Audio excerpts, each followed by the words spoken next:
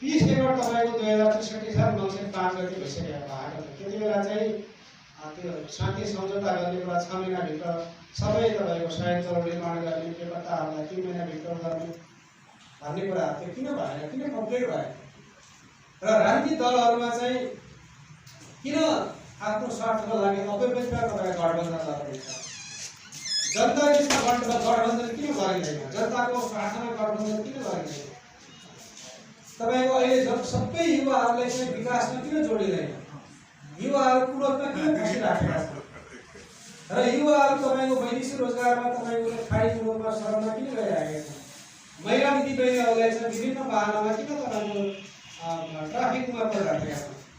यी सबै कुराहरू के भन्दाखेरिमा स्ट्रेटलेस जहाँ हुन्छ, जहाँ राज्यविहीनताको अवस्था हुन्छ, जहाँ सरकारले आफ्नो दायित्वलाई फुलफिल गर्दैन, जहाँ ह्युमन राइटका यी 3वटा कम्पोनेन्टहरूलाई चाहिँ हामीले चाहिँ पर सारेर हामीले काम गर्न सक्दैनौँ।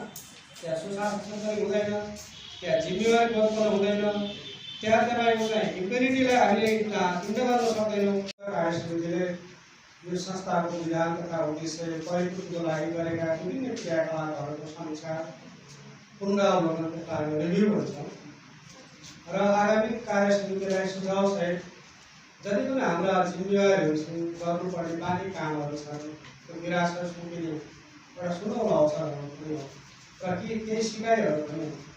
त्यसको एउटा समीक्षा हो। यहाँबाट एउटा सक्षम नेतृत्व, एउटा कुशल नेतृत्व, एउटा सेवा भावनाबाट ओतप्रोत भएको नेतृत्वको चयन हुनेछ भन्ने हामीले अपेक्षा गरेका छौँ र शुभकामना पनि दिन चाहन्छौँ र बधाई पनि दिन चाहन्छौँ। र मानवता तथा शान्ति समाजको बारेमा म लामो समयदेखि आदरणीय संस्थाका अध्यक्षज्यू कृष्ण पाणीज्यूको चाहिँ मानवाधिकार शान्ति समाज स्थापना हुनुभन्दा अगाडिको उहाँ मानव ध्रुवमा पनि हुनुहुन्थ्यो। तपाईँको एमनेस्टी इन्टरनेसनल साइडमा हुनुहुन्थ्यो। म सानैबाट म पढ्दादेखि नै उहाँलाई चिन्छु।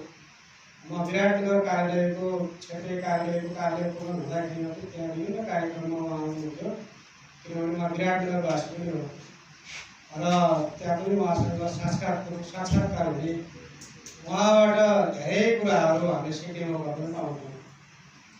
मैले मानवाधिकार शान्ति समाजलाई मैले कसरी बुझेको छु भन्दाखेरिमा जति पनि मानवाधिकारका विभिन्न विषयमा विभिन्न थेमेटिक इस्युहरूमा काम गर्ने संस्थाहरू छन्। यहाँ धेरै संस्थाहरू छन्। संस्था दर्ता 2034 अनुसार दर्ता गरेका आदेश छन्। तर मानवाधिकार शान्ति समाज यस्तो संस्था हो जसले कुनै यसको डोनर एजेन्सी छैन, कुनै तपाईँको दार्ता निकाय छैन, कुनै पनि एनजिओ आइएनजिओले यसलाई सपोर्ट गरेको छैन अथवा उहाँहरूले त आवश्यकता महसुस गर्नु भएको छैन। यसको पछाडिको चाहिँ राज के हुनसक्छ भन्दाखेरि मानवाधिकारको क्षेत्रमा क्रियाशील मानवाधिकार तथा शान्ति समाज जस्तो संस्थाले आफ्नो उद्देश्य परिपूर्ति गर्नलाई यदि हामीले दार्ता निकायको भर पर्ने भने कतै हामी सुशासनबाट भड्किन्छौँ, आर्थिक प्रलोभनमा जान्छौँ कि हाम्रो आफ्नो मोटोलाई परिपूर्ति गर्न सक्दैनौँ कि भन्ने पनि हुनसक्छ। अर्को कुरा चाहिँ हाम्रो अब्लिगेसन भनेको के हो भने गैर सरकारी संस्थाको अब्लिगेसन, सामाजिक संस्थाको अब्लिगेसन के हो भन्दाखेरिमा चाहिँ यो विकासका हट्टा पनि होइन र राज्यलाई उत्तरदायी बनाउने, राज्यलाई जिम्मेवार बनाउने हाम्रो दायित्व हो। हामीले ठुल्ठुला भवन बिल्डिङहरू, इन्फ्रास्ट्रक्चरहरू बनाउने र कुनै किसिमको स्किल तपाईँको चाहिँ ट्रेनिङहरू दिने वास्तवमा हाम्रो मेन अब्लिगेसन होइन। यदि कतिपय संस्थाले गरेका छन्, यदि हामीले राज्यलाई जिम्मेवारी बनाएनौँ, स्वयं हामीले राज्यले गर्ने काम गर्न थाल्यो भने कतै हामी पनि तपाईँको दायाबायातिर हुन्छौँ कि हामीमाथि धेरै प्रश्नहरू आउँछन् कि अथवा हामी आफ्नो अब्लिगेसनबाट चाहिँ हड्किन्छौँ कि भन्ने एउटा विशुद्ध एउटा मानवीय भावनाबाट यहाँहरूले काम गर्नुहुन्छ। आफ्नो रोजको पैसा हालेर ट्राभलदेखि लिएर खाना खर्चदेखि लिएर धेरै गर्नुहुन्छ। म मलाई धेरै यो विषयमा म गहिरोसम्म मानवाधिकार शान्ति समाजको बारेमा केही जानकारीहरू छ। त्यसैले यसको लागि म यहाँहरू सबैलाई मानवाधिकारका योद्धाहरूलाई म हृदयदेखि म नमन गर्न चाहन्छु। एकदमै यहाँहरूको जुन सेवा भावना छ त्यसप्रति म नमस्कार भन्न चाहन्छु। किन भन्दाखेरि वास्तवमा सच्चा ह्युमन राइट डिफेन्डर भएको यहाँहरू नै हो। निस्वार्थ भावनाबाट मानवाधिकारको संरक्षण, संवर्धन, मानवाधिकारको सम्मान र यसको परिपूर्तिको लागि जो 4वटा कुराहरू छन् यसको लागि आज चाहिँ लाग्नु भएको छ। राज्य र राज्यका निकायहरू अथवा राज्य भन्ने बित्तिकै मेन कम्पोनेन्ट भनेको सरकारका विभिन्न निकायहरूलाई चाहिँ यहाँले चाहिँ ध्यान आकर्षित गरिराख्नु भएको छ, क्याम्पेनिङ गरिराख्नु भएको छ।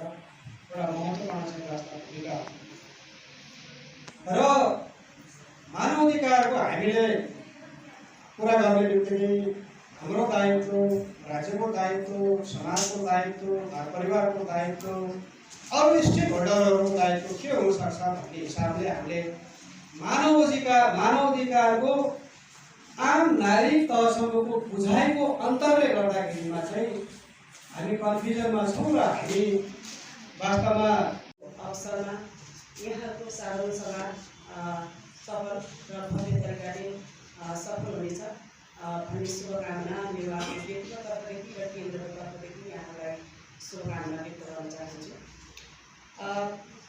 मानव अधिकारको बारेमा थुप्रै कुराहरू हाम्रो पूर्व सभापतिज्यू र हाम्रो निर्वाचन अधिकृत पूर्व सभापतिले भनिसक्नु भएको छ। यसको बारेमा धेरै कुराहरू भन्न चाहन्छु, किनभने हाम्रो समय चाहिँ 1 घण्टादेखि 1.5 घण्टासम्म कार्यक्रम सक्नुपर्ने पनि हाम्रो एउटा नियम छ, त्यसमा हामी बाँधिनुपर्ने हुन्छ।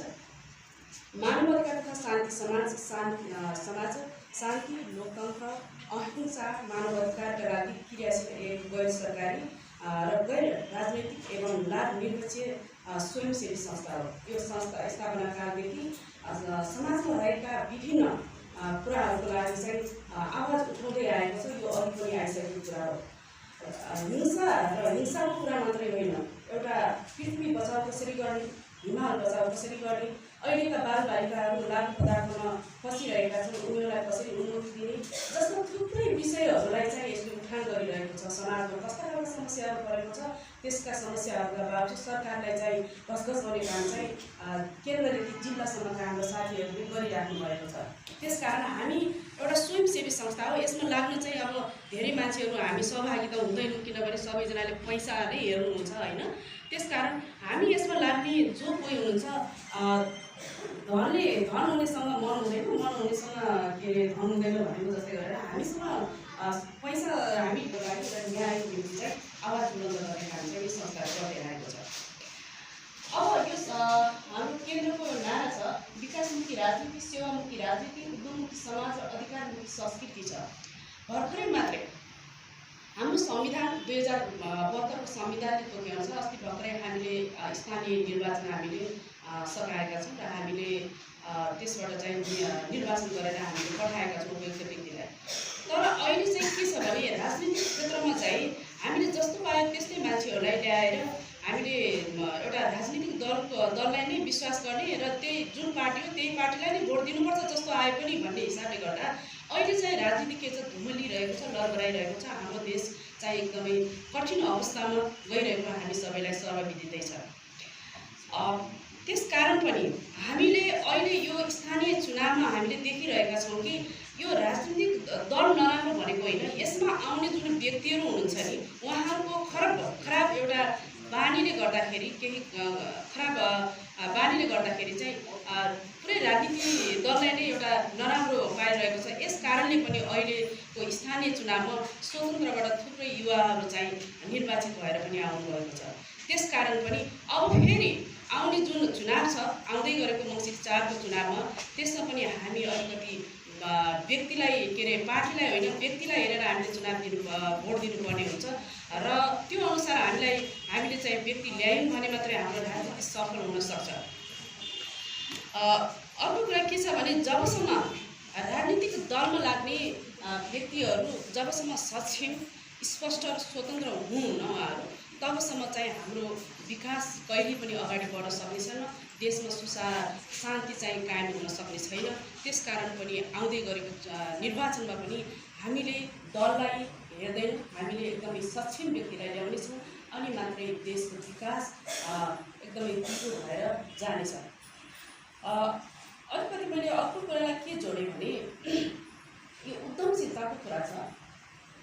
उद्यमशील समाज हामीले जबसम्म हामीले सही व्यक्तिको नेतृत्व हामीले दिन सक्दैनौँ राष्ट्रलाई, तबसम्म हामीले त्यो समाजमा जुन व्यक्तिहरू हुनुहुन्छ पछाडि परेका उहाँहरूलाई पनि अगाडि ल्याउन सक्दैनौँ। त्यसकारण समाजमा गाउँदेखि नै हामीले त्यहाँको अवस्था हेरेर हामी उद्यम धन्दाहरू सञ्चालन गरौँ भने व्यक्ति सक्षम भयो भने हामी प्रत्येक कुरामा हामी सक्षम हुन्छौँ। त्यस कार्यक्रम यो शान्ति समाजको सल्लाहकारज्यूले धेरै विषयहरू राखिसक्नु भएको छ। म त्यो विषयहरूलाई पुनः दोहोऱ्याउन चाहँदैन।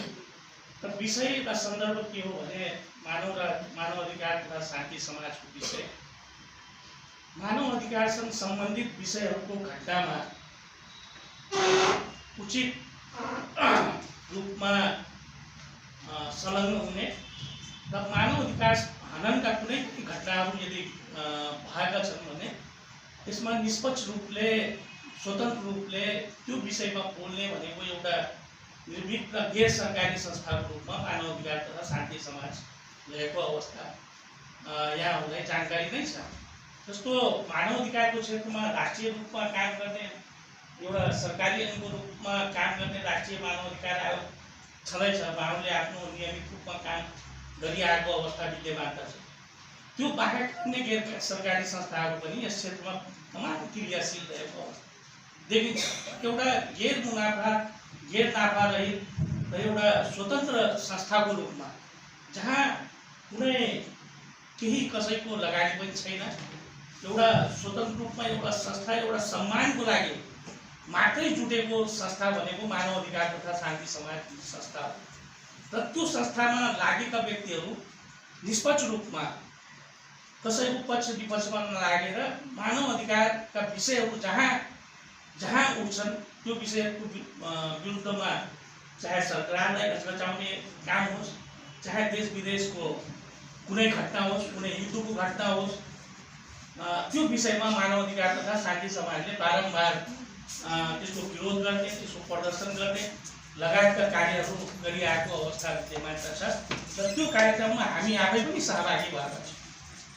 म पनि लामो समयदेखि यो शान्ति समाजमा जोडिएको अवस्था हो र विभिन्न समयमा चाहे त्यो कुनै या काफी साधारण सभा को सभापति गरिरहनुभएका सभापति प्रेम कुमार शर्माजी को बाँके जिल्लामा जुन यसको गठन र प्रक्रिया छ त्यो पनि लामो इतिहास छ।